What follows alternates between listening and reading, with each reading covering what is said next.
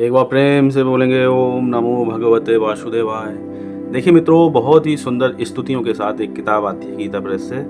इसका शीर्षक है भगवान श्री कृष्ण की कृपा तथा दिव्य प्रेम की प्राप्ति के लिए। कोड संख्या है इसका 383 और कुछ इस प्रकार से इस किताब का फ्रंट कवर है। और बैक कवर की बात की जाए तो कुछ इस प्रकार से है।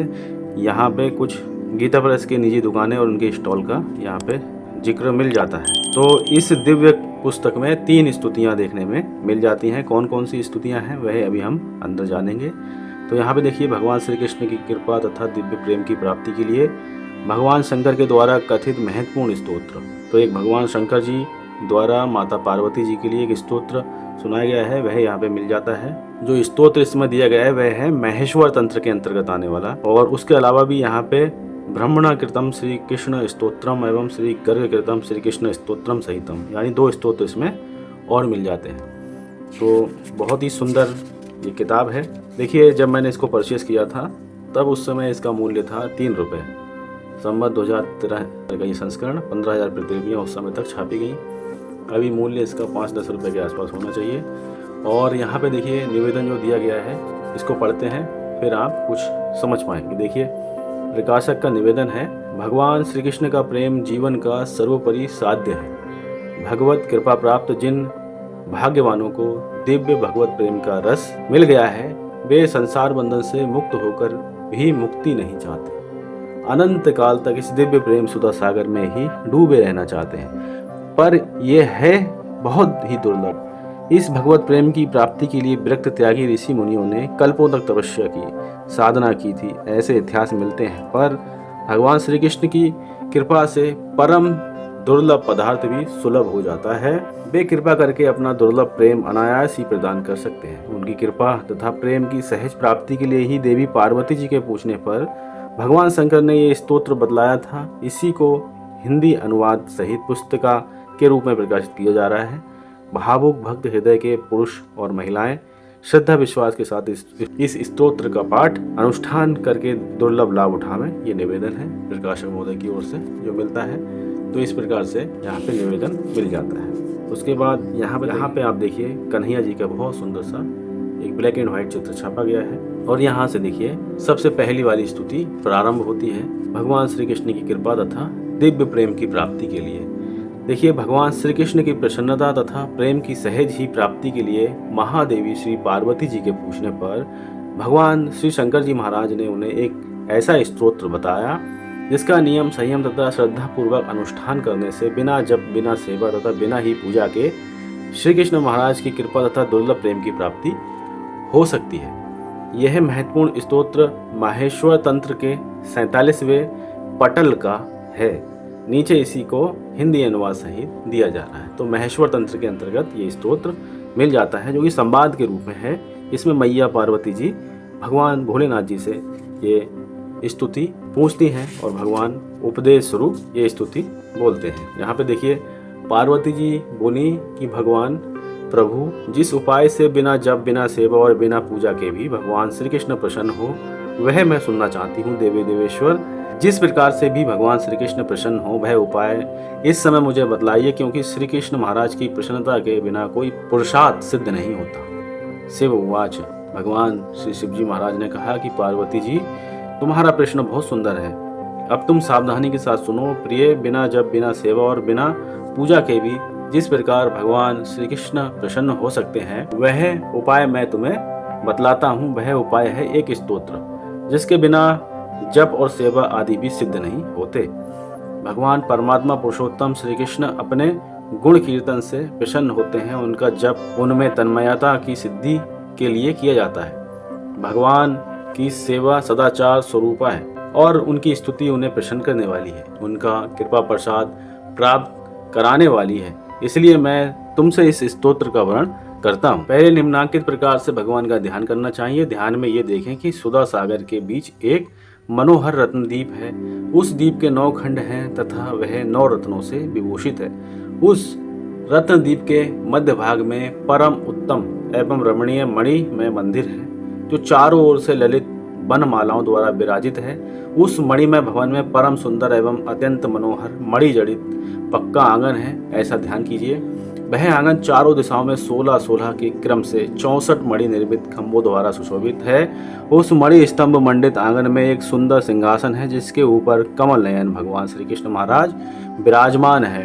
उनके स्वरूप का इस प्रकार चिंतन करें। वे मस्तक पर बहुमूल्य रत्न जड़ित मुकुट धारण किए हुए हैं। उनके कानों में दिव्य दीप्ति से परमोज्जल कुंडल झिलमिला रहे हैं। उनके अधर पर मधुर मनोरम मुस्कान है जिससे भगवान के मुखारबिंद का सौंदर्य और भी खिल उठा है। झुंड की झुंड सखियां उनकी सेवा में संलग्न हैं। स्वामिनी श्री राधा जी उनका वामांग से सटी हुई बैठी हैं। श्री हरि का श्री विग्रह परमानंद में है। इस प्रकार ध्यान करके इंद्रियों को पूर्ण वश में रखते हुए भूमिस्थ आसन पर बैठकर निम्नांकित स्तोत्र का पाठ करें। तो इस प्रकार से स्तोत्र की होती है शुरुआत। अध स्तोत्रम। जिनके नेत्र प्रफुल्ल कमल दल के समान तथा श्री विग्रह सच्चिदानंद स्वरूप हैं, जो सखियों के यूथ के भीतर विचर रहे हैं, उन परात्पर परमात्मा श्री कृष्ण को मैं प्रणाम करता हूँ, जो श्रृंगार रस स्वरूप परिपूर्ण सुखद स्वरूप कमल के समान कुछ कुछ लाल नेत्रों वाले और अपने रूप लावण्य से करोड़ों कामदेवों को लज्जित करने वाले हैं, उन भगवान श्री कृष्ण को नमस्कार है। जिनका स्वरूप वेद आदि से भी अगम्य है, वेद वेग ब्रह्म जिनका स्वरूप है तथा जो मन वाणी के अगोचर अचिंतनीय एवं अनिर्वचनीय अपनी लीला के प्रवर्तक हैं, उन श्री कृष्ण महाराज को नमस्कार है। प्राकृत गुणों की वृत्तियां जहां नहीं पहुंच पाती, जो परम शुद्ध परिपूर्ण अखंड अंश रहित और निरावृत स्वरूप हैं, उन श्री कृष्ण महाराज को नमस्कार है। जो संयोग और विप्रलभ नामक श्रृंगार वेद के अनंत भावों के महासागर हैं, जिनका सदंश जगत रूप है, चिदंश अक्षर रूप है और आनंदांश साक्षात स्वरूप है।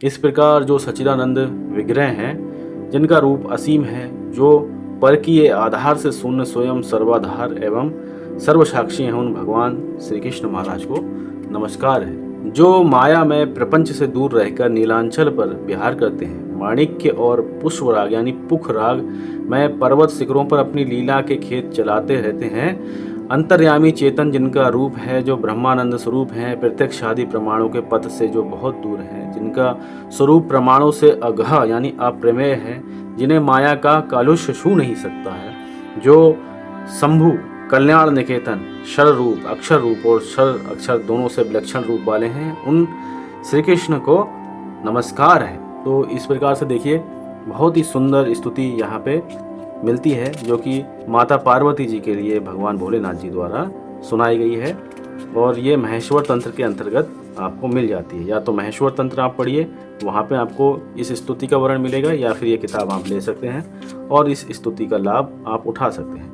ये स्तुति देखिए 41 श्लोकों के अंतर्गत आती है और यहाँ पे आके ये संपन्न हो रही है। लास्ट वाला देखिए पढ़ लेते हैं 41 नंबर श्लोक का अर्थ। देवेश्वरी जो अपनी इंद्रियों को वश में रखते हुए साय प्रातः और माध्याह्न तीनों कालों में इस प्रकार स्तुति करता है, उसके चित्त में प्रेम रूपी प्रभु स्वयं प्रकट होते हैं। प्रातः साय एवं माध्याह्न दिन में 3 बार पाठ करने पर अनंत गुना लाभ प्राप्त होता है। ये पाठ प्रतिदिन बिना लांघा चलना चाहिए। रोग आदि के समय असमर्थ होने पर भी किन्हीं सदाचारी ब्राह्मण अथवा घर के दूसरे किसी श्रद्धालु पुरुष के द्वारा कराया जा सकता है। तीव्र उत्कंठा तथा विश्वास के साथ ब्रह्मचारी का पालन और इंद्रिय संयम करते हुए इसका नियमित पाठ करने से भगवान श्री कृष्ण महाराज की कृपा और उनके दिव्य प्रेम की प्राप्ति होती है। तो इस प्रकार से 41 श्लोकों के अंतर्गत माहेश्वर खंड में आने वाला ये श्री कृष्ण महाराज का स्तोत्र है, जो कि महादेव जी ने मैया पार्वती जी के लिए उपदेश स्वरूप दिया है। उसके बाद देखिए इसी किताब में 2 स्तोत्र और मिल जाते हैं। एक तो है ब्रह्मणा कृतम श्री कृष्ण स्तोत्र, जिसमें ब्रह्मा जी द्वारा ये स्तोत्र बताया गया है। ब्रह्मा जी बोले, जो सर्व स्वरूप सर्वेश्वर समस्त कारणों के भी कारण तथा सबके लिए अनिर्वचनीय हैं, उन कल्याण स्वरूप श्री कृष्ण को मैं नमस्कार करता हूँ, जिनका श्री विग्रह नवीन मेघमाला के समान श्याम एवं सुंदर है, जो संपूर्ण जीवों में स्थित रहकर भी उनमें लिप्त नहीं होते, जो साक्षी स्वरूप हैं, स्वात्मा राम पूर्ण काम विश्वव्यापी विश्व से परे सर्वस्वरूप, जो सबके बीज रूप और सनातन है, जो सर्वाधार सब में विचरने वाले सर्वशक्ति संपन्न सर्व आराध्य सर्व गुरु सर्व मंगल कारण है, संपूर्ण मंत्र जिनके स्वरूप हैं, जो समस्त संपदाओं की प्राप्ति कराने वाले और श्रेष्ठ हैं, जिनमें शक्ति का संयोग और वियोग भी है, उन स्वेच्छा में प्रभु की मैं स्तुति करता हूँ। जो शक्ति के स्वामी, शक्ति के वीर, शक्ति रूपधारी तथा घोर संसार सागर में शक्तिमय नौका से युक्त हैं। तो इस प्रकार ब्रह्मा जी द्वारा भी यहाँ पे स्तुति की गई है। जो ब्रह्मा जी ने स्तुति की है वो यहाँ से प्रारंभ होती है और इसमें कितने श्लोक हैं, श्लोक संख्या तो नहीं लिखी है, लेकिन आप देख सकते हैं लगभग 20 श्लोकों में ये स्तुति है जो कि ब्रह्मा जी द्वारा कही गई है। लास्ट वाला देखिए, ये भी पढ़ लेते हैं। इस प्रकार स्तुति करके ब्रह्मा जी ने गौओं और बालकों को लौटा दिया तथा पृथ्वी पर दंड की भांति पढ़कर रोते हुए प्रणाम किया। मुने तदनंतर जगत श्रेष्ठा ने आंखें खोलकर श्री हरि के दर्शन किए। जो ब्रह्मा जी के द्वारा किए गए इस स्तोत्र का प्रतिदिन भक्ति भाव से पाठ करता है, वह यही लोक में सुख भोग कर अंत में श्री हरि के धाम जाता है। वहाँ उसे अनुपम दास्य सुख तथा उन परमेश्वर के निकट स्थान प्राप्त होता है। श्री कृष्ण का सानिध्य पाकर वह पार्षद शिरोमणि बन जाता है। इस प्रकार है वर्ण ब्रह्मा जी की द्वारा जो स्तुति की गई है वह 20 श्लोकों में यहाँ मिल जाती है। साथ ही साथ एक स्तुति यहाँ पे और मिलती है जिसका नाम है गर्ग कृतम श्री कृष्ण स्तोत्रम, यानी महर्षि गर्ग द्वारा की गई स्तुति है ये। गर्ग जी ने कहा कि हे श्री कृष्ण, हे जगन्नाथ, हे भक्त में भंजन, आप मुझ पर प्रसन्न होइए। परमेश्वर, मुझे अपने चरण कमलों की दास भक्ति दीजिए। भक्तों को अभय देने वाले गोविंद, आपके पिताजी ने मुझे बहुत धन दिया है, किंतु उस धन से मेरा क्या प्रयोजन है। आप मुझे अपनी अविचल भक्ति प्रदान कीजिए। तो इस प्रकार ये गर्ग मुनि द्वारा की गई स्तुति है जो कि यहाँ पे 3-4 पन्नों में मिलती है। और ये भी आपको देखिए, ये मिलती है श्री ब्रह्म वैवर्त पुराण के अंतर्गत। तो इस प्रकार से देखिए 3 स्तुतियाँ हैं इस सुंदर से किताब में। गीता प्रेस से पब्लिश होती है, 383 नंबर कोड है।